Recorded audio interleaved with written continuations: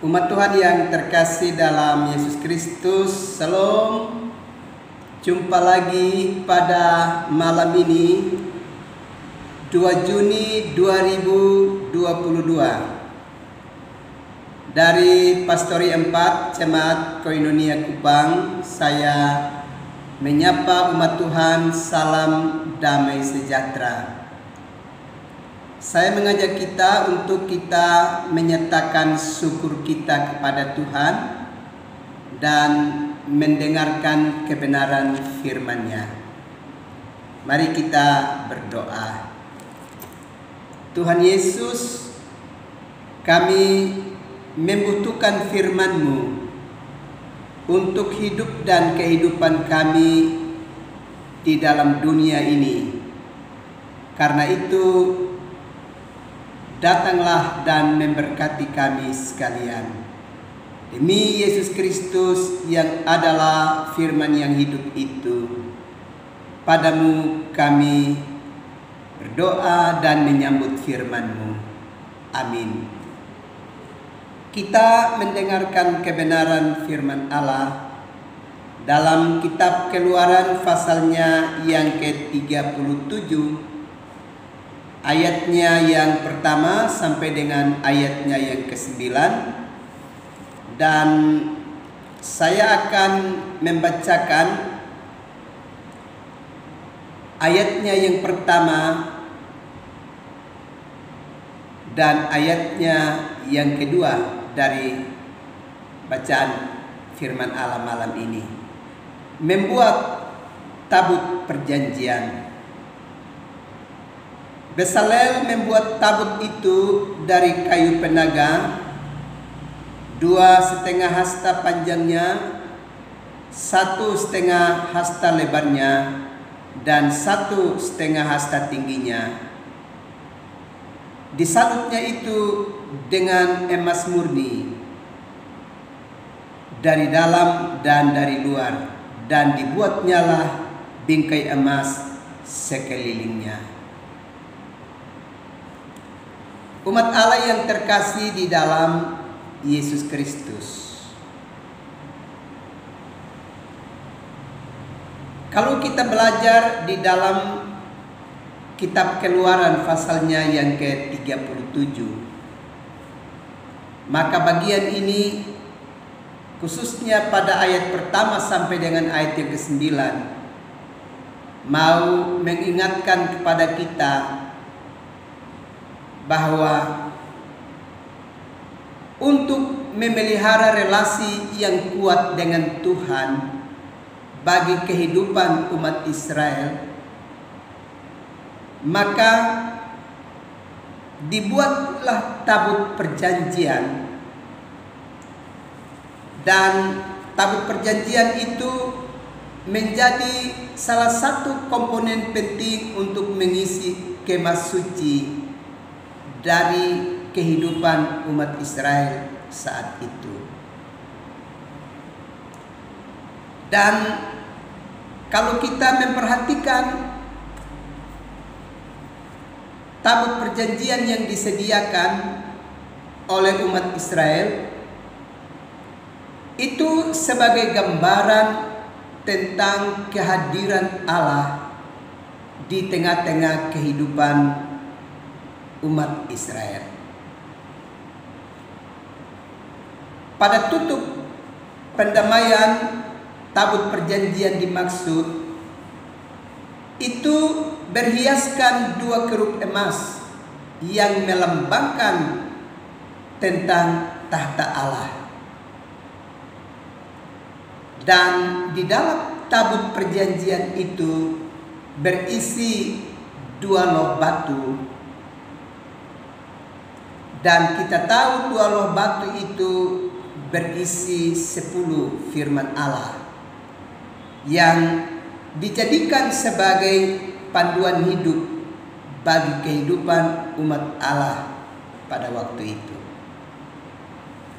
Bapak Ibu, saudara-saudara yang terkasih dalam Yesus Kristus, karena itu dari kitab Keluaran pasal 37 pesan penting pengajaran penting yang kita peroleh dari bagian ini adalah bahwa selalu diingatkan supaya memiliki relasi yang kuat dengan Tuhan, sekaligus juga hidup menurut kehendak Allah di dalam keseharian hidup mereka.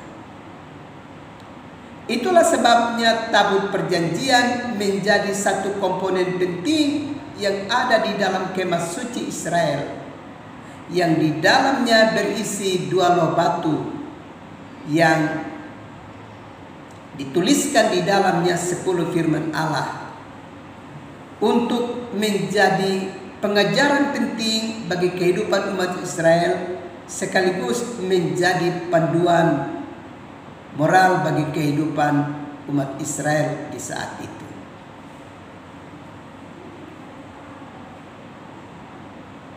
Tentu hari ini, kalau kita belajar di dalam kesaksian kitab suci, maka sesungguhnya dalam karya Allah yang besar melalui pengorbanan Yesus Kristus, dan setelah Yesus Kristus kembali ke dalam kemuliaannya, maka Sang Penolong itu telah datang dan tinggal di dalam hidup kita, tinggal di dalam hati kita. Kalau kita belajar di dalam pertama Korintus pasal yang ketiga ayat yang ke-16, dengan tegas mengajarkan kepada kita bahwa tidak tahukah kamu bahwa tubuhmu adalah bait Roh Kudus. Dengan demikian, Allah tidak sekedar ada dan hidup di antara kita dan di sekitar kita. Justru di dalam kesaksian perjanjian baru setelah karya Yesus Kristus, Allah sudah memasuki hidup kita dan tinggal di dalam diri kita.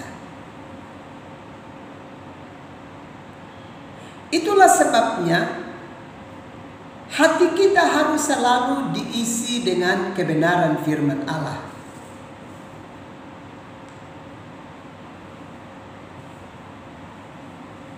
Supaya dengan demikian hati kita menjadi bersih. Hati kita terus dikuduskan menjadi tempat kediaman dari Allah. Kita harus selalu menjaga hati kita dan mengisinya dengan kebenaran firman Allah, supaya selalu bersih dan berkenan di hadirat Tuhan. Karena itu, Bapak Ibu saudara-saudara yang terkasih di dalam Yesus Kristus, dengan belajar dari kitab Keluaran pasalnya yang ke-17 yang memberikan pengajaran penting kepada kita bahwa umat Israel diingatkan untuk selalu punya relasi yang kuat dengan Tuhan, karena Allah berdiam di antara mereka. Maka di dalam kehidupan kita hari ini, Allah yang kita yakini dan kita imani itu telah memasuki kehidupan kita dan berdiam di dalam diri kita. Dia telah menjadikan hidup kita menjadi bait-Nya. Dengan demikian hidup kita harus diterangi senantiasa dengan kebenaran firman Allah, sehingga hati kita menjadi bersih, menjadi kudus, dan selalu mempermuliakan nama Tuhan. Kita harus ingat bahwa hidup kita adalah tempat kediaman Allah. Karena itu, jangan pernah kita menghiasi hidup kita dengan perbuatan-perbuatan yang tidak kudus. perbuatan-perbuatan keji, perbuatan-perbuatan yang najis. Sebab Allah telah bertata di dalam hidup kita. Dia telah menjadikan tubuh kita menjadi baiknya, menjadi tempat kediamannya. Karena itu, untuk menjaga kekudusan hidup kita, untuk menjaga tempat kediaman Allah, maka kita harus selalu menjaganya dengan setia mendengarkan kebenaran firman Allah, supaya hidup hati dan hidup kita bersih dan berkenan selalu di hadirat Tuhan. Karena itu, hidupkanlah mesbah keluarga kita dan selalu mengisi hari-hari hidup kita dengan pujian, penyembahan, serta kebenaran firman Allah, sebagai tanda bahwa Allah berdiam di dalam hidup kita, dan karenanya selalu menerangi hidup kita dengan kuasa dan firman-Nya. Percayalah, kita bisa melakukan ini dengan baik karena Roh Kudus sudah berdiam di dalam diri kita. Karena itu, setialah terus bergaul dengan Tuhan melalui kebenaran firman-Nya, dan terus hidupkan mesbah keluarga kita di hadirat Tuhan. Pasti menolong dan memberkati umat Tuhan sekalian. Amin. Mari kita berdoa. Segala puji, hormat, dan sembah kami nyatakan kepadamu Bapa, karena Bapa terus memberkati kami dengan kebenaran firman-Mu. Kiranya dengan kebenaran firman-Mu kami akan terus mengisi hari-hari hidup kami dan selalu menjaga hidup kami supaya selalu bersih dan kudus di hadirat-Mu ya Bapa. Malam ini hamba terus berdoa untuk umat-Mu yang dalam penderitaan sakit, baik di rumah-rumah sakit maupun di dalam rumah-rumah kediaman mereka. Ya Bapa, tilikilah umat-Mu dan berkatilah mereka. Jika Bapa berkenan, mereka boleh mengalami pemulihan, dan pemulihan itu biarlah mereka terima di dalam nama Bapa dan Putra dan Roh Kudus. Juga umat-Mu yang dalam berbagai-bagai kesulitan hidup, kiranya Allah berkenan memberkati usaha dan pekerjaan mereka, dan biarlah setiap orang dapat mengalami berkat-berkat-Mu di dalam hidup mereka, demi kelanjutan hidup mereka di bumi pemberian-Mu. Terima kasih Bapa, kami akan beristirahat malam ini. Datanglah dan memberkati kami sekalian. Demi Yesus Kristus yang adalah Tuhan dan Juru Selamat bagi hidup kami, padamu kami berdoa dan bersyukur. Amin.